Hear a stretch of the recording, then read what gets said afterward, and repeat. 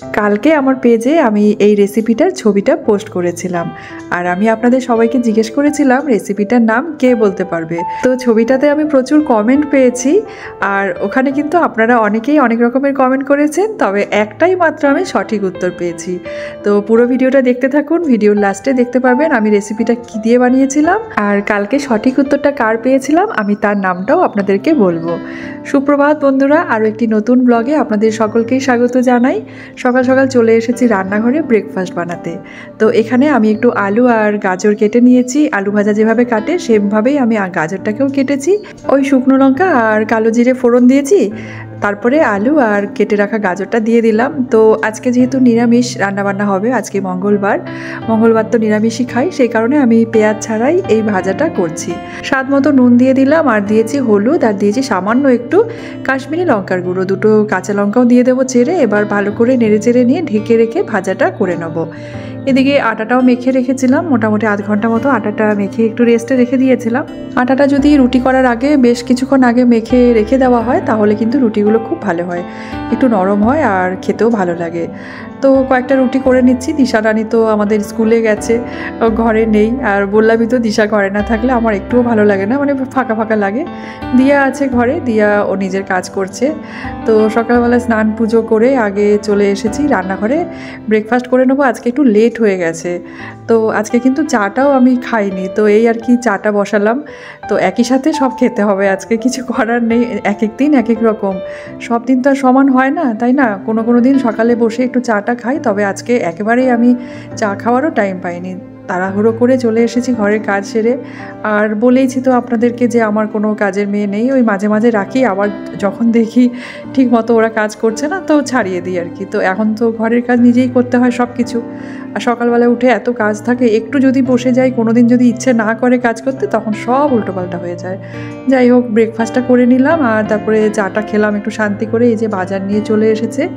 তো আজকে তো মঙ্গলবার, নিরামিষ রান্নাবান্না হবে। সবজি তো অনেক রকমেরই আনা হয়েছে, দেখি কি রান্না করব, এখনও কিছু চিন্তা ভাবনা করিনি সেভাবে। আর এই যে দিয়া একটু ঘরটা ঝাড় দিয়ে দিচ্ছে, মানে সকালে ঠাকুর ঘরটা আগে মুছে নেওয়া হয়, ঝাড় দিয়ে মুছে নেওয়া হয়, তারপরে পুজোটা আগে করে নিতে হয়, কারণ না হলে বেলা হয়ে গেলে কিন্তু পুজো করতে অনেকটা দেরি হয়ে যায়। আর আমার ভালোও লাগে না, আমার গোপুসোনাদের আগে সকালে দিতে হয়, ভোগ নিবেদন করতে হয়। তো সেই কারণে আমি আগে ঠাকুর ঘরটা আর কি সব কিছু করে নিই। আর একটু বেলা হলে দিয়া তখন এদিকে ডাইনিং, তারপর বাকি রুমগুলো ঝাড় দিয়ে মুছে নেয়। যেদিন যেরকম আর কি, যেদিন খুব লেট হয়ে যায় উঠতে উঠতে, তো সেদিন আমি এভাবেই করে নিই। আর অন্যান্য দিন একই সাথে সব ঘর ঝাড় দেওয়া মোছা হয়ে যায়। যাই হোক, এবারে চলে এসেছি রান্নাঘরে। এবারে দুপুরে রান্নাবান্না করা স্টার্ট করছি।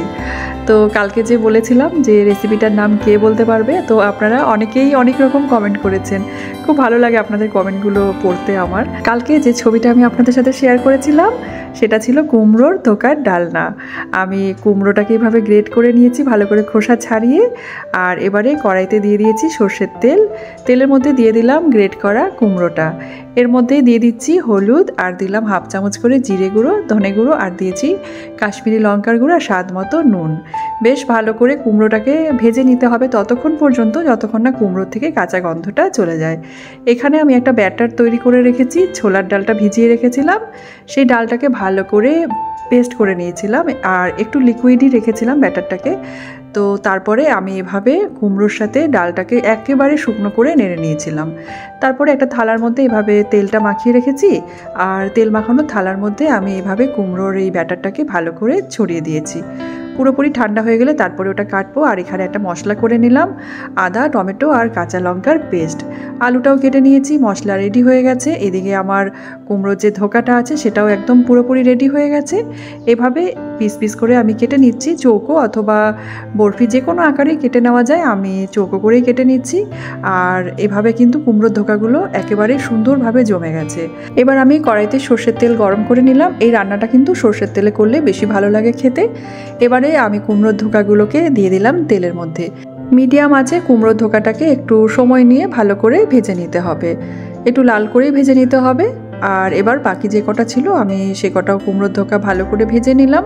এবার আমি ওই তেলের মধ্যেই ফোড়নে দিয়ে দিয়েছি শুকনো লঙ্কা, তেজপাতা, গোটা গরম মশলা আর গোটা জিরে। ফোড়নটাকে ভালো করে নেড়েচেড়ে নিলাম আর কেটে রাখা আলুটা দিলাম। আলুটা দেওয়ার পরে আমি নুন দিয়ে কিছুক্ষণ ঢেকে রেখে আলুটা ভেজে নিয়েছিলাম।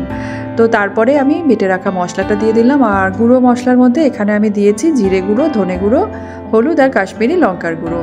বেশ ভালো করে নেড়েচেড়ে নিয়ে মশলাটা যখন কষানো হয়ে গেছে, আমি গ্রেভির জন্য এখানে দিয়ে দিয়েছি গরম জল আর একটু মিষ্টি দিয়েছি। নিরামিষ রান্নাবান্না একটু মিষ্টি দিলে ভালো লাগে, তো সেই কারণে একটু গুড়ের পাউডার দিয়ে দিলাম।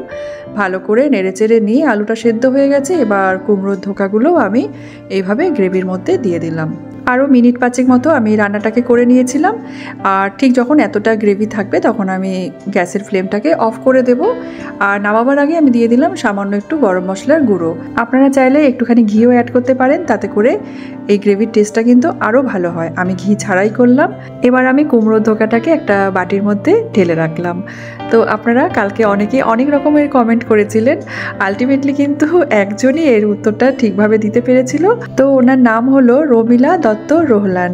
আপনাদেরকে আমি ওনার কমেন্টটাও দেখিয়ে দিলাম, উনি কিন্তু একদম সঠিক উত্তর দিয়েছিলেন। আর আপনাদের সকলের জন্য রইল আমার তরফ থেকে অনেক অনেক ভালোবাসা, কারণ আমি ছবিটা কালকে পোস্ট করেছিলাম আর আপনারা অনেকেই কমেন্ট করেছেন। যদিও এই ধরনের রান্নাগুলো মানে ছবি দেখে বলা মুশকিল, কারণ ধোকার ডালনা বলুন, সয়াবিনের ধোকার ডালনা বা ছানার ডালনা, তো যে কোনো রান্নায় কিন্তু এইরকমই লাগে ছবি দেখে। তবে আপনারা যে কমেন্ট করেছেন এর জন্য আমার খুব ভালো লেগেছে ছবিটার মধ্যে। তো যাই হোক, দুপুরের এবার লাঞ্চটাকেও আমি সার্ভ করে নিচ্ছি। দিশা রানী স্কুল থেকে চলে এসেছে, সবাই আমরা খাওয়ার জন্য রেডি। আর আজকে তো বললামই আজকে মঙ্গলবার, নিরামিষ রান্নাবান্না, তো আজ আর বেশি কিছু রান্না করিনি। প্লেন একদম সিম্পল রান্নাবান্না, ধোকার ডালনা আর ভাত। যদিও এক তরকারি ভাত খেতে আমার মেয়েরা বেশি ভালোবাসে, হ্যাঁ, তবে একটা তরকারি হলে সেটা কিন্তু একটু টেস্টি হতে হবে, ভালো হতে হবে, যেমন তেমন খেতে চায় না।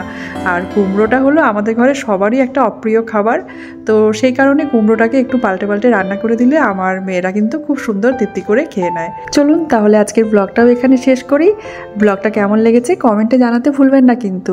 আপনারা সবাই খুব ভালো থাকবেন, সুস্থ থাকবেন। ধন্যবাদ।